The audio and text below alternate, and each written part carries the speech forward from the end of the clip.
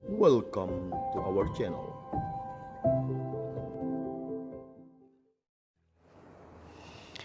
Shalom saudara-saudara yang terkasih di dalam Kristus. Salam jumpa kembali dalam Riak Sabda edisi 3 Juni 2020.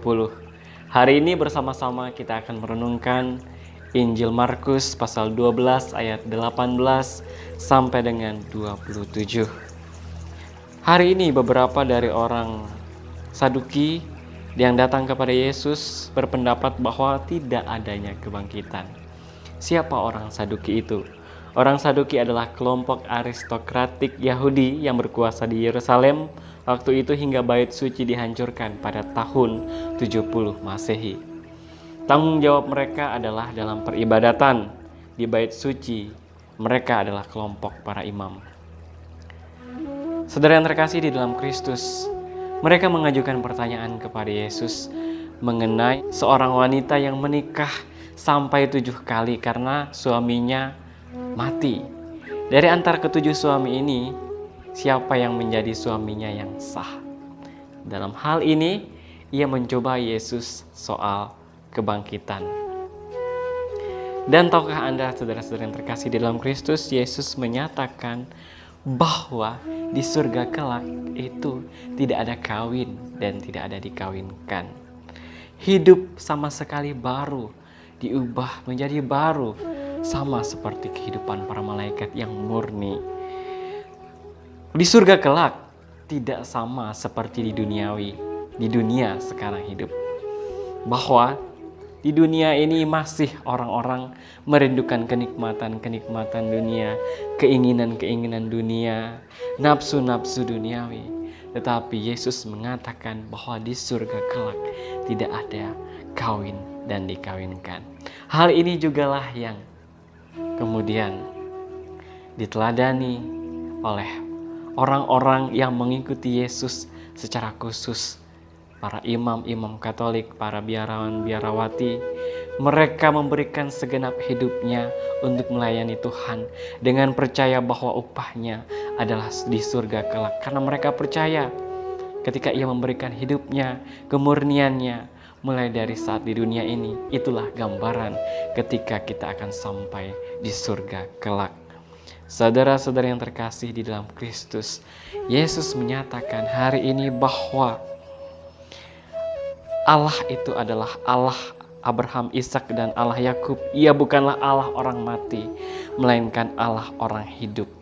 Hal ini menyatakan bahwa adanya kebangkitan, adanya persekutuan dengan orang-orang yang sudah mati. Karena orang-orang yang sudah mati ini diangkat kembali untuk berjumpa dengan Allah. Yang ia berikan contoh bahwa Bapak Abraham dan orang-orang kudus lainnya, kemudian mereka berjumpa dengan Allah. Mereka inilah yang dikatakan bahwa mereka adalah orang-orang yang hidup, yang kemudian bangkit dan bersekutu, berjumpa dan bersatu dengan Allah. Oleh karena itu pentingnya kebangkitan. Kebangkitan yang akan membawa orang kepada persatuan dengan Allah.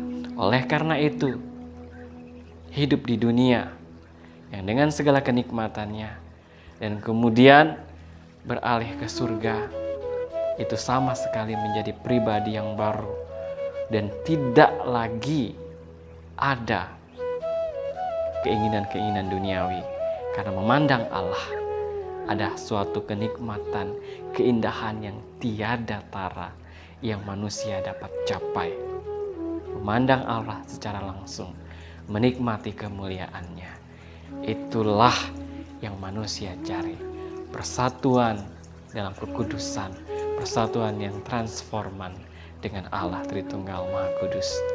Untuk itu saudara-saudara yang terkasih, Tuhan sudah menunjukkan ajaran-ajaran, Tuhan menunjukkan dalam kitab suci bagaimana cara kita hidup, bagaimana cara kita bertindak selama di dunia ini, yang bahwasanya menghantar kita untuk menjadi pribadi-pribadi yang lebih baik dalam ajaran cinta kasihnya, secara khusus dalam surat cintanya yang ia berikan kepada kita dalam Alkitab yang suci.